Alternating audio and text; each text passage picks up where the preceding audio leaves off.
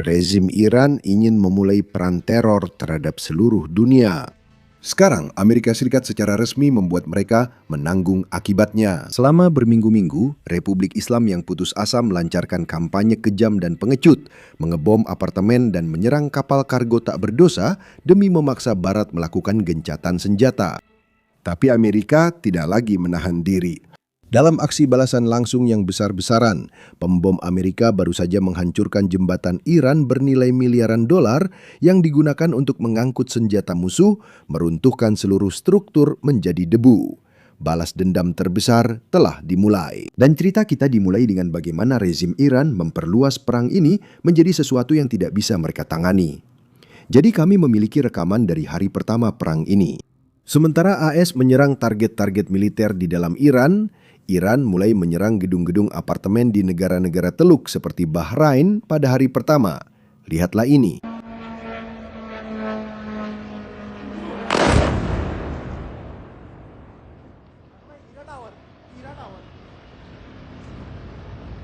Padahal Bahrain, Kuwait, Arab Saudi, Qatar, UEA, semuanya sudah mengatakan bahwa Airekas tidak boleh menggunakan pangkalan atau wilayah udara mereka untuk menyerang Iran. Bahkan, untuk banyak negara tersebut, syarat itu masih berlaku sampai hari ini, 1 bulan setelah perang dimulai. Tapi meskipun begitu, Iran tetap menyerang mereka. Dan Iran tidak hanya menyerang pangkalan Amerika Serikat di negara-negara ini. Iran mulai menyerang gedung-gedung sipil, bandara, pelabuhan, dan tentu saja kapal tanker. Karena terorisme Iran tidak hanya terbatas pada negara-negara Teluk.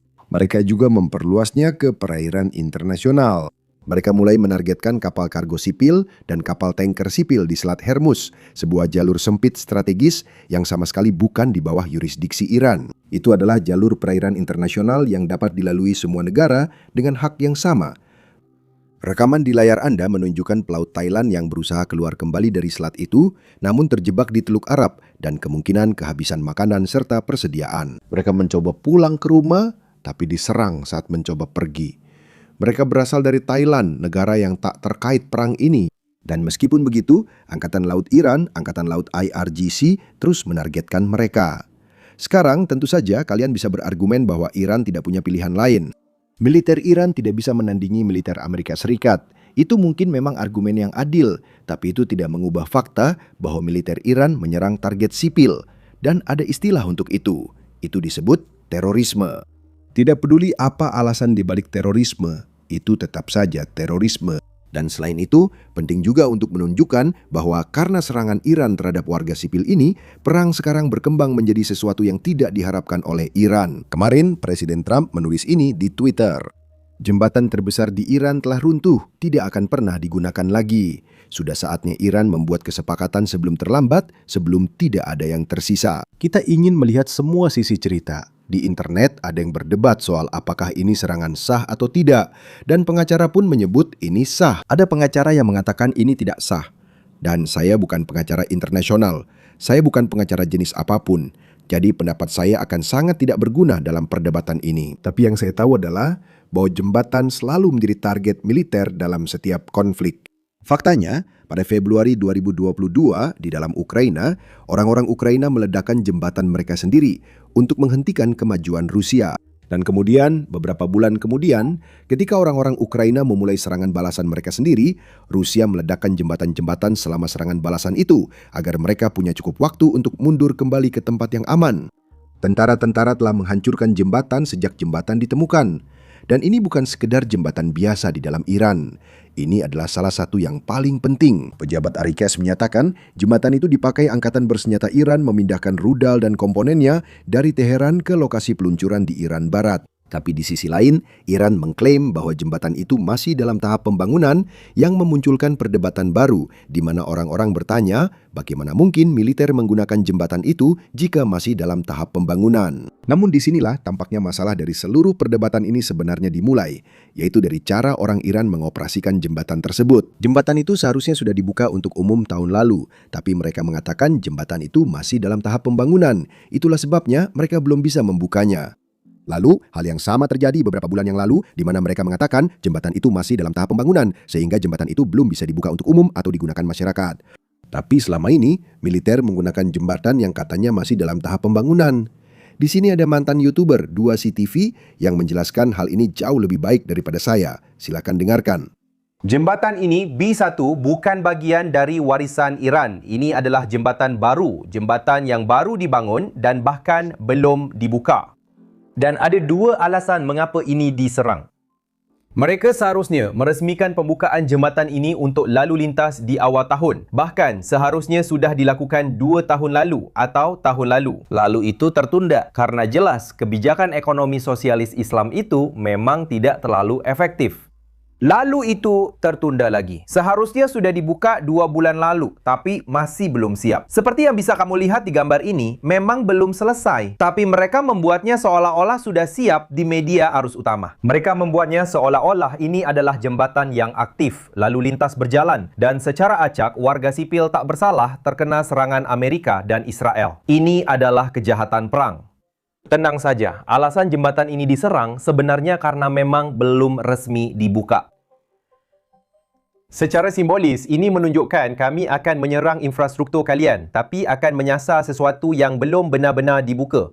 Kedua, ini tetap penting dalam hal logistik ke depannya. Karena meskipun ini belum dibuka untuk umum, jembatan ini sudah dibuka untuk IRGC.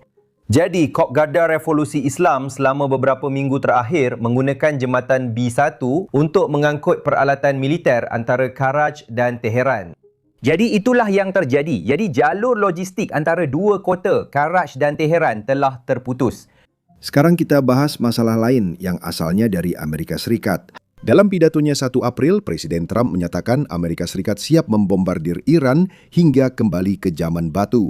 Dengarkan dulu, nanti saya jelaskan kenapa ini bahasa bermasalah. Saya telah menegaskan sejak awal operasi Epic Fury bahwa kami akan terus berlanjut sampai tujuan kami tercapai sepenuhnya. Berkat kemajuan yang telah kita capai, malam ini saya bisa mengatakan bahwa kita berada di jalur yang tepat untuk segera menyelesaikan semua tujuan militer Amerika dalam waktu sangat dekat. Kita akan menghantam mereka dengan sangat keras dalam 2 hingga 3 minggu ke depan. Kita akan membawa mereka kembali ke zaman batu, tempat mereka seharusnya berada. Sementara itu, diskusi masih berlangsung. Pergantian rezim bukanlah tujuan kami. Kami tidak pernah mengatakan pergantian rezim, tapi pergantian rezim telah terjadi karena semua pemimpin asli mereka telah tewas. Mereka semua sudah mati. Kelompok yang baru. Kamu melihat serangan di jembatan? Itu sah karena itu adalah target militer. Tapi bahasa seperti yang baru saja digunakan Presiden Trump ini hanya memicu orang-orang yang menentang perang ini dan memberi amunisi kepada TV pemerintah Iran. Itu memungkinkan mereka membingkai seolah Amerika ingin menyakiti warga sipil Iran, bukan hanya rezimnya, sehingga menjadi kemenangan narasi yang mudah bagi pihak lain. Sekarang penting untuk memperjelas, ASIK tidak dengan sengaja menargetkan sasaran sipil manapun di dalam Iran. Tapi tetap saja bahasa seperti ini tidak membantu. Sekarang, sementara semua ini terjadi, Iran sebenarnya benar-benar sedang melakukan kejahatan perang yang masih terus berlangsung di dalam negeri. Sebelum lanjut, jangan lupa tekan like dan subscribe di bawah. Dukungan Anda sangat membantu, apalagi saat kami bahas terorisme dan kejahatan perang Iran. Algoritma AI YouTube hanya mencari kata-kata ini, dan jika terdengar, otomatis membatasi video karena dianggap tidak ramah pengiklan. Dukungan Anda sangat membantu kami. Sekarang mari fokus ke beritanya. Iran mulai merekrut anak usia 12 tahun untuk kampanye militer yang dipimpin IRGC. Amnesty International telah menyatakan dengan sangat jelas bahwa ini adalah kejahatan perang yang dilakukan oleh rezim Iran. Ini melanggar hukum PBB manapun yang Anda rujuk. Saya yakin tidak ada pakar hukum internasional yang memperdebatkan hal ini. Dan di atas semua itu, eksekusi masih terus berlangsung setiap hari. Kemarin, Iran mengeksekusi remaja 18 tahun yang terlibat protes Januari. Ia menjadi tahanan ke-9 yang dieksekusi sejak perang dimulai sebulan lalu. Saya harap orang-orang menyadari betapa buruknya situasi ini. Seseorang yang berusia 18 tahun saat ini kemungkinan lahir pada tahun 2007, mungkin 2008. Itu berarti seluruh hidupnya masih ada di depannya dan rezim Iran mengeksekusinya hanya karena dia ikut serta dalam sebuah protes yang awalnya adalah protes ekonomi. Orang-orang memprotes salah urus pemerintah Iran. Bahkan Presiden Iran sendiri mengakui hal ini di televisi nasional. Tapi meskipun begitu, rezim tetap mengeksekusi siapa saja yang menentang Republik Islam. Dan coba tebak, Mereka juga mengejar para pengacara yang berbicara menentang apa yang sedang terjadi. Lihatlah laporan ini. Iran baru saja menangkap seorang pengacara hak asasi manusia yang membela orang-orang yang ditangkap dan dieksekusi oleh rezim tanpa pengadilan yang layak. Itu berarti siapapun yang sekarang berbicara menentang ketidakadilan menjadi target di negara yang sangat takut protes akan dimulai lagi. Sementara semua ini terjadi di dalam Iran, di luar Iran, kejahatan perang juga terus berlanjut. Iran kini secara terbuka menyerang pabrik desalinasi di Kuwait. Kuwait adalah negara yang mendapatkan sekitar 90% air minumnya dari pabrik desalinasi ini. Itu berarti serangan-serangan ini benar-benar mengancam eksistensi penduduk Kuwait. Saya bahkan tidak bisa membayangkan alasan Iran menyerang sumber air minum seperti ini. Mungkin mereka mencoba merasionalisasi ini dengan mengatakan bahwa tentara Amerika Serikat yang berada di pangkalan Kuwait kemungkinan juga minum air yang sama dengan warga sipil Kuwait. Dari sudut pandang Iran, itu dianggap target militer. Dengan logika itu, mereka membenarkan segalanya. Tapi sayangnya, sepertinya bahkan Iran takut mengakui bahwa mereka menargetkan air. Padahal ini adalah sesuatu yang dibutuhkan setiap manusia. Karena itu Iran kini menyalahkan negara lain. Dalam serangan terbaru, Iran menyatakan bukan pasukan mereka yang bertanggung jawab. Yang menyerang pabrik desalinasi Kuwait adalah Israel. Ini memang pola mereka beberapa minggu terakhir. Setiap serangan yang tak dibenarkan, mereka langsung menyalahkan Amerika Serikat atau Israel. Dunia bisa melihat tindakan Iran dan rezimnya. Kini, bahkan warga sipil Kuwait pun menyuarakan penentangan terhadap Iran.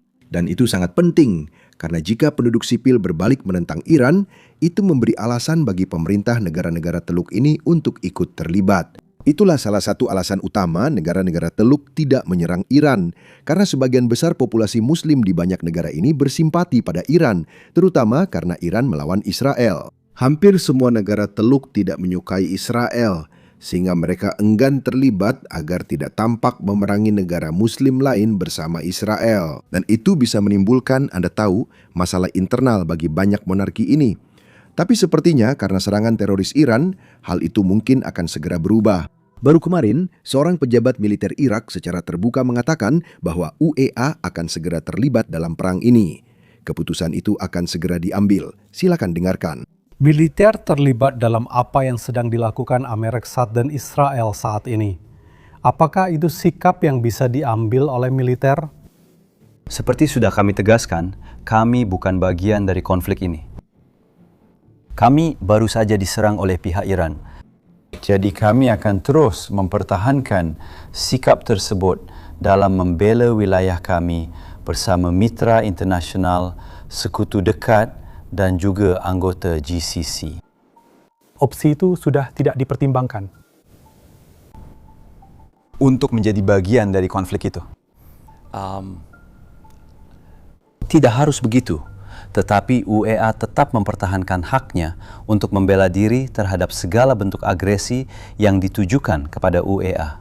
Dan itulah peran utama militer dan angkatan bersenjata. Selain itu, ini adalah pejabat militer UEA dan dia kembali menegaskan hal itu. Bahkan lebih dari sebulan sejak perang ini dimulai, setelah UEA berhasil menangkis ribuan rudal dan drone dari Iran, pemerintah UEA masih belum memberikan izin kepada Amerika Serikat untuk menggunakan pangkalan Irak atau wilayah udara Irak untuk menyerang Iran. Meski begitu, Iran tetap menyerang, tak hanya pangkalan AS-REX, tapi juga target sipil di semua negara ini. Silahkan dengarkan. Saya ingin mendengar tanggapan Anda tentang pernyataan Kementerian Luar Negeri Iran. Mereka mengisyaratkan bahwa serangan IS di dalam Iran berasal dari pangkalan di dalam Uni Emirat Arab. Dan itulah sebabnya mereka kemudian menargetkan Uni Emirat Arab sebagai tanggapan. Apakah militer di Uni Emirat Arab mengizinkan Aiki Sriatuh menggunakan pangkalan militernya di sini untuk menyerang Iran?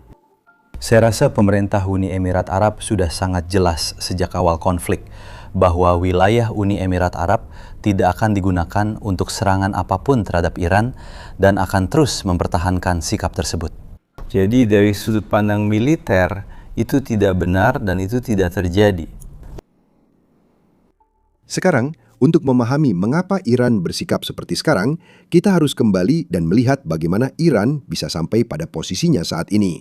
Itu tidak hanya berarti kembali ke tahun 1979 ketika revolusi Islam terjadi. Sebenarnya kita harus kembali lebih jauh ke masa ketika dinasti Qajar memerintah Iran pada abad ke-19 dan melihat bagaimana keputusan yang dibuat oleh kelas penguasa saat itu masih memengaruhi Iran hingga hari ini.